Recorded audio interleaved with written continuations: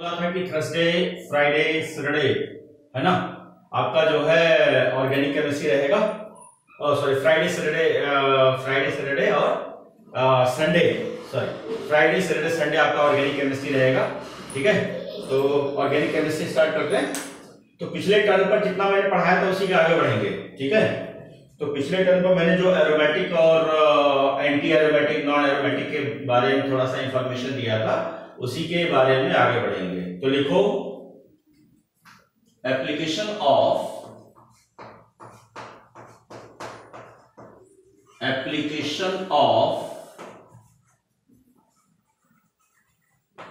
Aromatic, non aromatic, ठीक है, non aromatic and anti aromatic. ठीक है बच्चों, तो अब जो है यहां पर हमारे सामने जो है इस हेडिंग में एप्लीकेशन का मतलब क्या है। एप्लीकेशन का मतलब हमसे सवाल किस तरीके से पूछे जाते हैं, एप्लीकेशन का मतलब हमसे सवाल कैसे पूछे जाते हैं, है ना। तो हम इस पर एनालिसिस करने वाले हैं। लिखो application of aromatic, non aromatic and anti aromatic.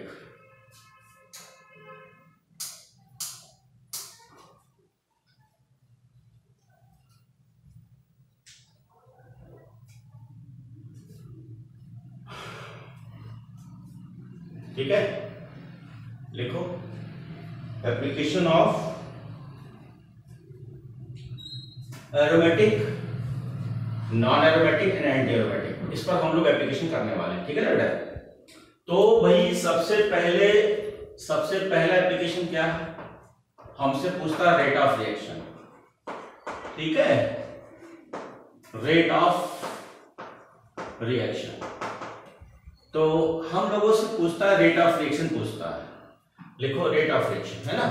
अब सवाल कैसे पूछता है भाई, देखो सवाल क्या पूछेगा, वो ये कहेगा कि भाई एक कंपाउंड हमारे पास इस तरीके से है, सुनो और समझो। ठीक है, एक हमारे पास कंपाउंड इस तरीके से है, ये मैंने Br लगा दिया और हमने कह दिया कि साहब सिल्वर नाइट्रेट के साथ रिएक्शन करना है और इसको मैंने R1 या रेट 1 मान लिया। अब दूसरा कंपाउंड क्या ले लिया, मैंने दूसरा कंपाउंड इस तरीके से ले लिया और ये मैंने लिखा Br और ऐसा करने के बाद ये मैंने लिखा AgNO3 और इसको मैंने मान लिया R2। अब हमसे क्वेश्चन ये पूछता है, हमसे, ठीक है, कि इसमें बताइए रेट ऑफ रिएक्शन किसका ज्यादा है। अब क्वेश्चन हमसे ये पूछेगा रेट ऑफ रिएक्शन किसका ज्यादा है। तो पहले सवाल लिखो फटाफट।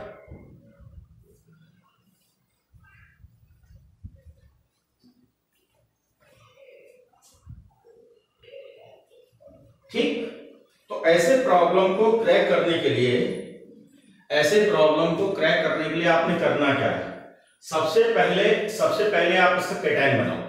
केटायन क्यों बनाओगे भाई, मोस्ट इलेक्ट्रोनेगेटिव एलिमेंट आपका Br है, राइट।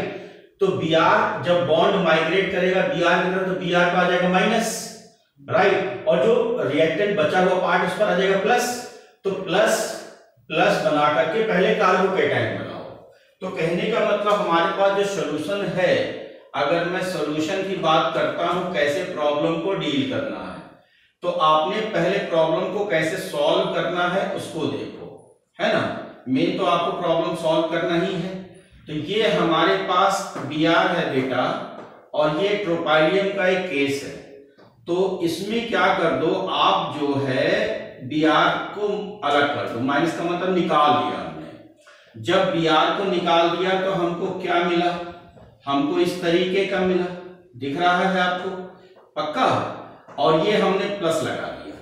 इसी तरीके से अगर बच्चों हमने दूसरा केस लिया हुआ है, तो दूसरा केस हमने ये लिया Br और ये हमारे पास बच्चों है, यहां से भी Br हमने निकाल दिया। तो जब Br निकाला बेटा तो हमको क्या मिला, हमको ये मिला। यहां प्लस लगा दिया, बी आर को जानते हो माइनस हो गया। अच्छा एक बात बताओ, क्या ये एरोमेटिक है कि नहीं है ना? क्यों एरोमेटिक है?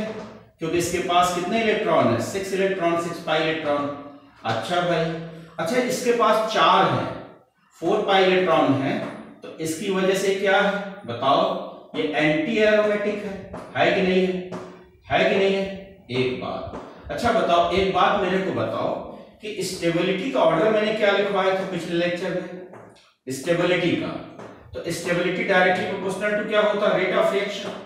तो रेट ऑफ रिएक्शन की अगर हम बात करें, हाँ, तो यहां पर एक बात बताओ मेरे को, स्टेबिलिटी किसकी ज्यादा है? सबसे ज्यादा स्टेबिलिटी की बात कर रहे हैं, तो सबसे ज्यादा स्टेबिलिटी किसकी है? एरोमेटिक। पक्का? फिर आपका बोलो नॉन एरोमेटिक। हाँ, पिछले लेक्चर में लिखवा चुके हैं। फिर सबसे कम किसका होगा बताओ? एंटी एरोमेटिक, है ना? आगे लिख लेना। अब यहां पर क्वेश्चन में हमारे पास एक एरोमेटिक और एक एंटी एरोमेटिक, यानी एक ये है और एक ये है। अब बताओ किसका रेट ऑफ रिएक्शन ज्यादा होगा? यानी कि आप कह सकते हो कि R1 greater than R2। Note करिए, इस तरीके का सवाल आपसे कंपटीशन में खूब पूछा जाता है।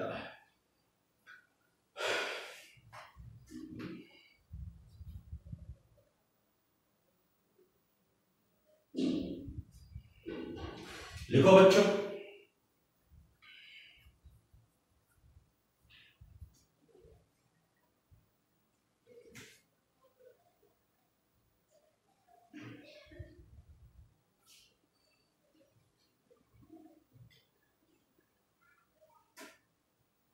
आगे देखो, सेकेंड केस देखो। अगर हमने आपसे कहा है कि स्टेबिलिटी ऑफ, अगर हमने आपसे कहा है कि स्टेबिलिटी ऑफ एनायन चाहिए मेरे को, राइट? एनायंस कर लो, बहुत सारे एनायंस में लेने वाला हूं, तो हेडिंग डालो स्टेबिलिटी ऑफ एनायंस। तो बच्चों लिखो स्टेबिलिटी ऑफ एनायन, है ना? तो क्वेश्चन करने के लिए प्रेफरेंस, यानी कि हमारे पास शॉर्टकट तरीका क्या होगा? प्रेफरेंस। प्रेफरेंस का मतलब पहले मैं साइज को लेने वाला हूं। साइज में हम क्या देखने वाले हैं? मेनली एंगल, किसका एंगल बहुत ज्यादा है। साइज के बाद हम देखेंगे क्या? Aromatic, right? एक तो हम देखेंगे एरोमेटिक, फिर बेटा हम क्या देखने वाले हैं? रेजोनेंस, और रेजोनेंस के बाद हम लास्ट में देखेंगे ये I effect, plus I effect, है ना? प्लस लिखते हैं, चलो अच्छा आई लिख लो, अभी नहीं लिखा तो प्लस ही माना जाएगा। तो ये क्वेश्चन हमारे करने का तरीका होगा, इस प्रेफरेंस से हम क्वेश्चन को सॉल्व करेंगे। ठीक है बेटा? अब एक्चुअल में मैक्सिमम स्टूडेंट समझते हैं कि एरोमेटिक रेजोनेंस एक ही जैसा है ना? ये थोड़ा सा स्लाइटली डिफरेंस होगा। ठीक, तो कुछ चीजें हम पहले डिस्कस कर दें ताकि प्रॉब्लम करने में दिक्कत ना आए। बेटा जी मेरी बात सुनिएगा, रेजोनेंस के लिए क्या है?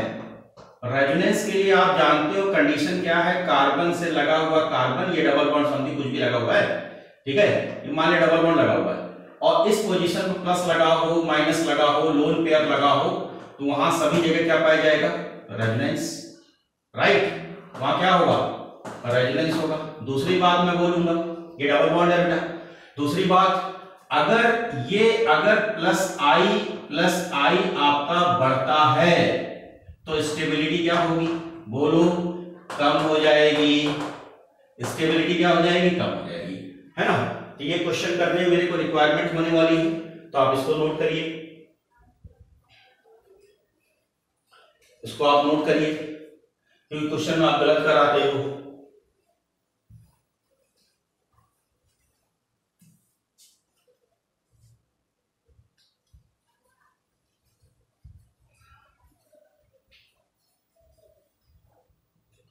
लिखा बच्चों? सवाल शुरू करें? बालको देखो, अब सवाल देखो जरा, मैं कम से कम 2 से 3 एग्जाम्पल लेके समझाऊंगा आपको। देखो पहला केस तो मैंने क्या ले रखा है, C S triple bond C minus.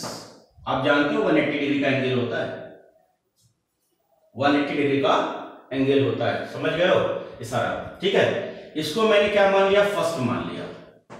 अब दूसरा केस मैंने क्या ले लिया, दूसरा केस मैंने इस तरीके से ले लिया, थोड़ा देखना और समझना। चलो ऐसा ले लेते हैं, दूसरा केस ऐसा ले लेते हैं, ऐसा बना लेते हैं, राइट। माइनस करने के बाद ऐसा कर लेते हैं, राइट। तो ये हमारा सेकंड केस हो गया। अब तीसरा केस हम इस तरीके से बना लें, ठीक है। तीसरा केस हम इस तरीके से बना लें कि यहां पर CH2 माइनस कर लें, इसको हम थर्ड मान लें। और बच्चों चौथा केस हम ऐसा बना लें कि CH3 CH2 माइनस कर लें, राइट। अब इसको हम फोर्थ मान लें। अब हमसे क्वेश्चन ये पूछा जाए कि मेरे को बताइए स्टेबिलिटी का ऑर्डर बताओ, ठीक है। तो आपने स्टेबिलिटी क्या करना है, ध्यान से देखना, यहां पर 6 पाई इलेक्ट्रॉन है, इसका मतलब ये क्या है, ये बताओ, ये क्या है, एरोमेटिक। सबसे पहले मैंने एरोमेटिक लिखा, एक तो एरोमेटिक हो गया। और यहां मेरे को यहां इसमें क्या देखने को मिला है, रेजोनेंस। इसमें क्या देखने को मिला है, प्लस आई, ये दिख रहा है। अब एक बात बताओ, स्टेबिलिटी का ऑर्डर बताओ, है ना। अगर मैंने स्टेबिलिटी पूछा तो बताओ स्टेबिलिटी सबसे ज्यादा किसकी होगी, फर्स्ट। 180 डिग्री का एंगल है, साइज बड़ा होगा, है ना। फर्स्ट के बाद सेकंड के बाद थर्ड के बाद फोर्थ। कोई दिक्कत, नोट करिए। एक सवाल कम से कम और कराऊंगा।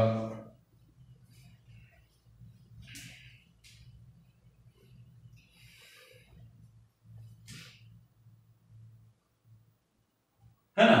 तो अभी तो मैंने इसके बारे में बोला, मैंने अभी क्या बोला, इसके बारे में बोला, इसके बारे में बोला, इसके बारे में बोला। लेकिन अभी इस सवाल में ये वाली बात रह गई, अभी सवाल में इस वाले क्वेश्चन में ये वाली बात रह गई, है ना, ठीक है। ये वाली बात रह गई, इसको भी एक क्वेश्चन में डिस्कस कर लेते हैं। पहले इसको नोट करो, फटाफट नोट करो, चलो फटाफट नोट करो। नोट किया बच्चों?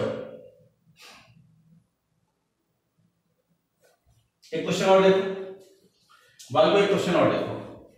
अगर मैंने मान लिया, एक इमेजिन कर लिया कि क्वेश्चन इस तरीके से, मेरे पास एक प्रॉब्लम है, ध्यान से देखना समझना। ये मैंने एक प्रॉब्लम ले रखा है, या माइनस लगा दिया, इसको मैंने फर्स्ट मान लिया, ठीक है। और एक अगली बार एक बॉन्ड हटा दिया मैंने, तो बॉन्ड हटा दिया बेटा, तो मेरे पास कुछ ऐसा कर दिया, ये कर दिया, राइट। इसको मैंने सेकंड मान लिया, ये वाला बॉन्ड हटा दिया। और एक और कर लेते हैं, है ना। तो एक ये हो गया, और एक केस में ऐसा कर लेता हूं कि CH3 और CH2 ले लेता हूं, ये ले लिया, इसको मैंने थर्ड मान लिया। और एक को और बढ़ा लेते हैं, ऐसा कर लेते हैं कि भाई एक CH2 और CS ऐसा कर लेते हैं, तो इसको मैंने फोर्थ मान लिया, राइट। अब हमने कहा कि मेरे को स्टेबिलिटी चाहिए, स्टेबिलिटी चाहिए। मेरा सवाल क्या है, स्टेबिलिटी चाहिए मेरे को। एक बात मेरे को बताओ, क्या ये 2 4 6 पाई इलेक्ट्रॉन है? 6 पाई इलेक्ट्रॉन का मतलब क्या हो गया, एरोमेटिक। बेटा हुआ कि नहीं हुआ, एरोमेटिक हुआ कि नहीं हुआ? अच्छा एक बात बताओ, इसमें रेजोनेंस दिख रहा है कि नहीं दिख रहा है, डबल बॉन्ड, सिंगल बॉन्ड और इधर, तो इसमें हमको क्या देखने को मिल रहा है, रेजोनेंस। अच्छा एक बात बताओ, इसमें एक प्लस आई एक्स्ट्रा बढ़ रहा है कि नहीं बढ़ रहा है, इससे ज्यादा बढ़ रहा है। और मैंने क्या बोला कि अगर प्लस आई बढ़ेगा तो स्टेबिलिटी क्या हो जाएगी बेटा, कम हो जाएगी।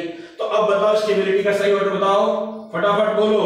फर्स्ट के बाद सेकंड के बाद थर्ड के बाद फोर्थ। तो इस तरीके से सवाल आपको लगाने हैं, है ना, इस तरीके से आपको सवाल लगाने हैं। कोई दिक्कत? फटाफट नोट करो, फिर मैं आगे बताऊं। इधर वाला मिटा दें, किनारे वाला इधर मिटा दें।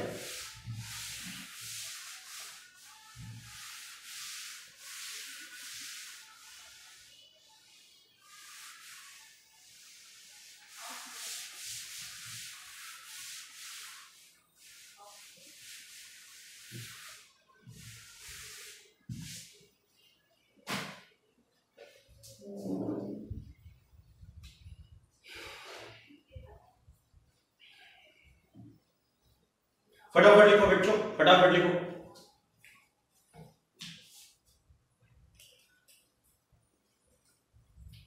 दो बातें क्लियर हुई कि एनायन की स्टेबिलिटी कैसे निकालेंगे और रेट ऑफ रिएक्शन कैसे निकालेंगे। ठीक है, तीसरी बात करते हैं बालको, तीसरी बात करते हैं थर्ड पॉइंट। तो थर्ड पॉइंट में मेरे को निकालना है बेसिक स्ट्रेंथ। क्या निकालना है? Basic strength. लिखो बेसिक स्ट्रेंथ। तो बेसिक स्ट्रेंथ निकालने के लिए आपने करना क्या है? देखो सुनो ध्यान से, अगर कहीं पर रेजोनेंस है ना, रेजोनेंस बढ़ेगा, ठीक है, तो एसिडिटी क्या होगी? बोलो, बढ़ेगा। और एसिडिटी बढ़ेगा तो बेसिक स्ट्रेंथ क्या होगा? सोचो, ये कम होगा, है ना। और इसको जब रेजोनेंस की बात करते हैं तो यहीं पर हम वर्ड यूज करते हैं डीलोकलाइजेशन ऑफ इलेक्ट्रॉन। क्या वर्ड यूज करते हैं? Delocalisation of electron. ठीक है बेटा, ये वर्ड हम यूज करते हैं, तो इतना लिखना बनता है। फटाफट लिखो, फटाफट इसको।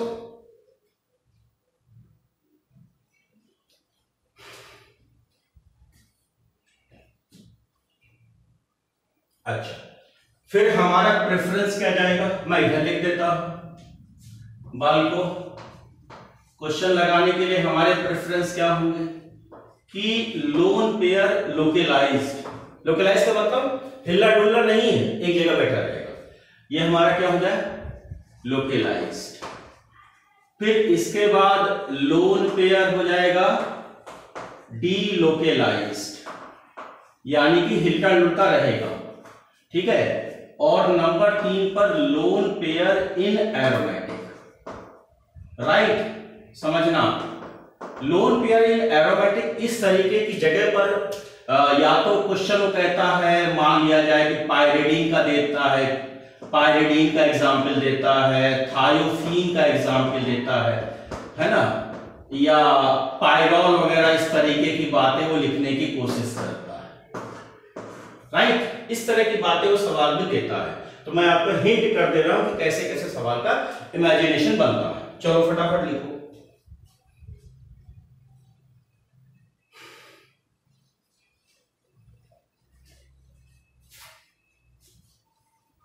इसको मिटा दूं मैं?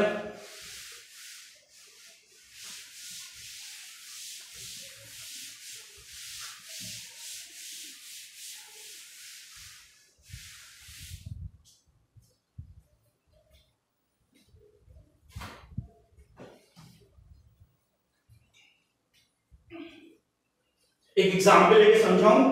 चलो फटाफट नोट करो पहले।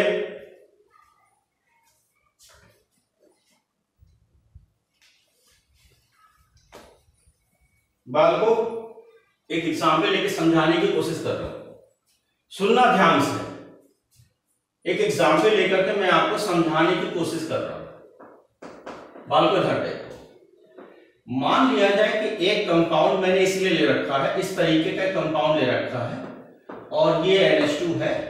चलो लोन पेयर भी लगा दिया, तो पाई बॉन्ड तो है नहीं, है ना, तो आप लिख सकते हो no pi bond, no pi electron. तो पाई इलेक्ट्रॉन नहीं है तो इसका मतलब नो रेजोनेंस, यानी कि इसमें रेजोनेंस नहीं है, तो नो डीलोकलाइजेशन। क्या कहते हो? No delocalisation. ठीक है, ओनली लोकलाइजेशन, ओनली लोकलाइजेशन। तो एक बात समझना, ओनली लोकलाइजेशन पर अंडरलाइन करना। काम की बात मिली आपको? मिला? काम की बात मिली आपको? एक बात, ठीक है बालको। तो इसमें थोड़ा सा इसको मिटा दें, इसको मिटा दें। चल, इसी का आगे लिखना पड़ेगा ना। चल, अब इधर देखो बच्चों, अगर मैंने एक क्वेश्चन और ले लिया, अगर मैंने मान लिया जाए कि एक NH2 ले लिया और लोन पेयर और पाई इलेक्ट्रॉन ले लिया, तो इसका मतलब इसमें डीलोकलाइजेशन है ना। एक और ले लिया केस में, एक केस और ले लिया मैंने कि मैंने ये NH2 ले रखा है और ये लोन पेयर, और ये देखो डीलोकलाइजेशन बढ़ गया, डीलोकलाइजेशन बढ़ गया पाई बॉन्ड बढ़ने से।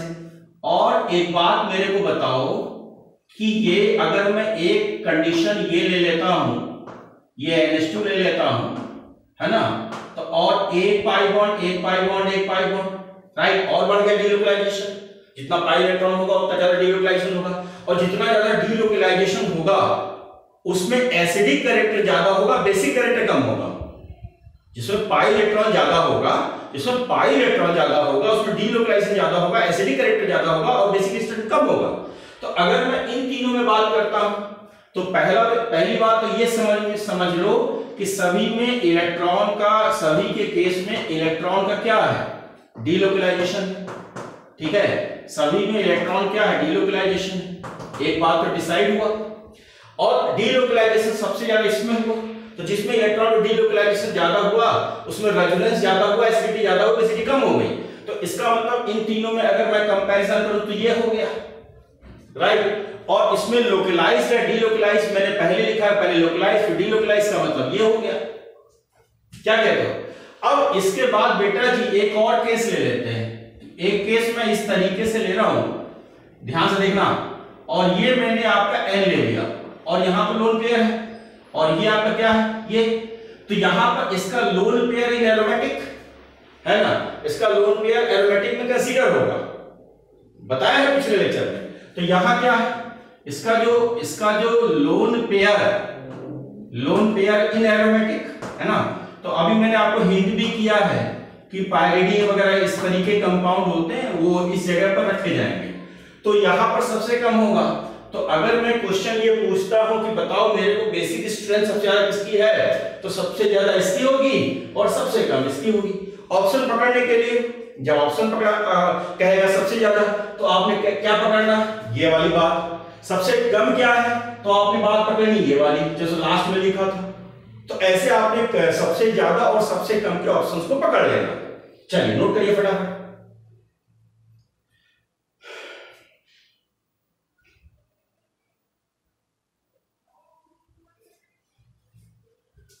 तीन बातें हो गई, फटाफट नोट करो, सही सही नोट करना, गलत मत नोट करना। गलत नोट करेंगे तो गलत ही याद करेंगे, है ना, गलत नोट करेंगे तो गलत ही याद करेंगे। अब आपको मैं एक चीज बताता हूं एसिडिटी के बारे में। एसिडिटी का एक बढ़िया सवाल भी है आपसे रिसेंट में, जब से एनटीए कराना शुरू किया 2018, 19, 20 है ना और 21 में, उस तरीके के सवाल पर काफी उसने चर्चा की है। तो हमारे हिसाब से डी पॉइंट इंपॉर्टेंट बनता है एसिडिटी के लिए। तो बच्चों डी की अगर मैं बात करता हूं तो मेरे को एसिडिक स्ट्रेंथ चाहिए। क्या चाहिए, एसिडिक स्ट्रेंथ चाहिए।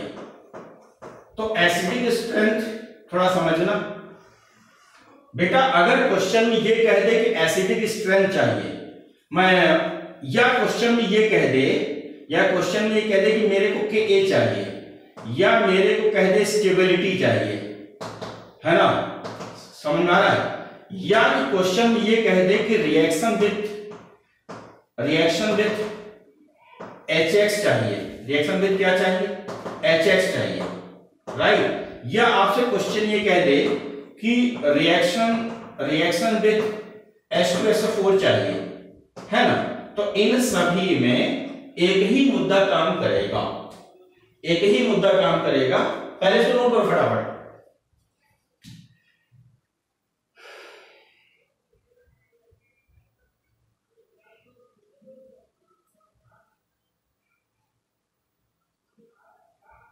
लिखा बच्चों लिखा। तो ऐसे सवाल को क्रैक करने के लिए पहले प्रेफरेंस में आ जाए। प्रेफरेंस में देखो सबसे पहले आपको याद रखना है एरोमेटिक, राइट। एरोमेटिक के बाद नॉन एरोमेटिक, राइट। और लास्ट में बोलो एंटी एरोमेटिक। ये सीक्वेंस याद करना है बच्चों, बार बार मैं बोल रहा हूं। और कभी कभी हमको इस तरीके से भी देखने को मिलता है कि एरोमेटिक के बाद रेजोनेंस वाली बात देखने को मिलता है, कभी बोला भी है मैंने, है ना, रेजोनेंस वाली बात। तो रेजोनेंस में देखना कि नॉन एरोमेटिक जैसा कैरेक्टर दिखता है। नॉन एरोमेटिक कैसे पहचानते हो? कंपाउंड के अंदर sp3 हाइब्रिडेशन दिखाई दे, तो क्या कंपाउंड में sp3 हाइब्रिडेशन नहीं दिखाई देता? बिल्कुल दिखाई देता है। तो आप ऐसे मान के चलो, ये दो बातें आपके दिमाग में होनी चाहिए, बस कोई दिक्कत वाली बात नहीं है, कोई दिक्कत वाली बात नहीं है, ये दोनों एक ही जैसे हैं। जब हम क्वेश्चन को डील कर रहे होंगे ना, तो ये दोनों लगभग एक ही जैसी बातें आएंगी, कोई दिक्कत वाली बात नहीं है। तो पहले इसको नोट करो, फिर मैं आपको क्वेश्चन करने का तरीका सिखाता हूं। इसको मिटा दें, इसको मिटा देता हूं मैं, ठीक है बच्चों, इसको मैंने मिटा दिया। अब मैं क्वेश्चन करने का ढंग सिखाता हूं, थोड़ा क्वेश्चन को सीखो, क्वेश्चन कैसे किया जाता है इसको सीखो। पहले नोट को फटाफट नोट करो, फटाफट नोट करो। नोट किया बच्चों? नोट किया? अब सुनो, मैं एक क्वेश्चन करके सिखाता हूं। एक क्वेश्चन मैंने इस तरीके से लिखा हुआ है, समझना ध्यान से, बहुत ध्यान समझिएगा, जल्दबाजी कतई नहीं करिएगा, ठीक है। और सवाल में H लिखेगा। सवाल में H क्यों लिखेगा?